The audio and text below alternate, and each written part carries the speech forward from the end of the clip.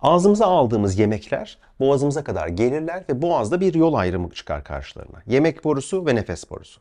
Eğer yanlış yöne doğru giderlerse, yemek borusuna doğru değil de nefes borusuna doğru giderlerse işte o zaman öksürüğe, boğazda takılma hissine, nefessiz kalma hissine neden olabilirler. Bu durum eğer ayda bir oluyorsa, yılda bir oluyorsa önemli değil. Ama eğer her su içtiğinizde her gün oluyorsa bunun altına neyin yattığını öğrenmek önemli.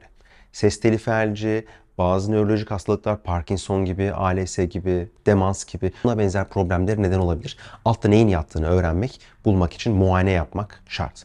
Eğer sizin de bu problemleriniz varsa ve çok sık oluyorsa mutlaka ilk fırsatta bir kulak boğaz hekimine başvurun.